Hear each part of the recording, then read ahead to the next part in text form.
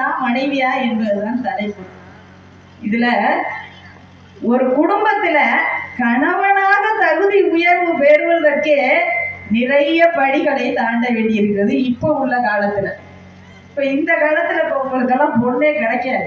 அந்த காலத்துல ஏதோ தப்பிச்சிட்டீங்க நீங்க எல்லாம்.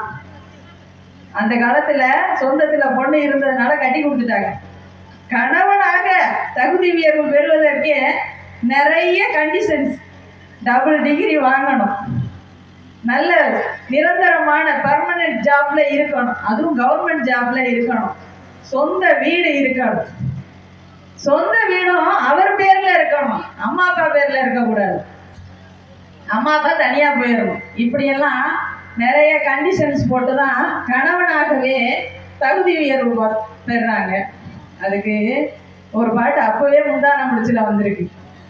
மூஞ்சிய தூக்காம காஞ்சிபுரம் பட்டு வாங்கி கொடுக்கணும், வாங்கி கொடுக்கணும், ராத்திரி சோப்பு கிட்டு ரெண்டு டாக்கிட்டு கூட்டிட்டு போகணும், கூட்டிட்டு போகணும், சாமத்தில கல்வடிச்சா தேவத்தோழி வாசலையும் கூட்டிட்டு அத மொத்தத்தில் போட்டாடி நீல மாப்பிள்ளை. இப்படி ஆமா போன்ற மாப்பிள்ளதான் இப்ப வேணும் நடுவர் அவர்களே. இதுல இருந்து கணவர்களுக்குள்ள எவ்வளவு ஒரு கஷ்டம்லாம் உங்களுக்கு புரியுதா? இந்த கணவர்கள் எவ்வளவு கஷ்டத்தை, வீட்டு வேலையும் பாக்குறாங்க, வெளி வேலையும் பாக்குறாங்க, சம்பாதிச்சும் போடுறாங்க. இதுல எப்படி மனைவி குடும்பத்தை முன்னேற்ற முடியும்? அடுத்ததா தம்பி சொன்னாங்க வெளிநாட்டுல, அப்புறம் இவங்களும் சொன்னாங்க வெளிநாட்டுல போய் நாங்க ஜாலியா சரக்கடிக்கிறோம். போங்க, நீங்க ஒரு மாசத்துல வந்தவங்க உங்களுக்கு ஜாலியா தான் இருக்கும். அங்க போய் பாருங்க, ஒவ்வொரு ஆண்மகனும் அந்த வீட்டு கணவனும் ஒவ்வொரு கணவனும் தலைகீழா தொங்கிட்டு பெயிண்ட் அடிக்கிறான், கடலுக்கு கீழே போய் அந்த கப்பலுக்கு பெயிண்ட் அடிக்கிறான்.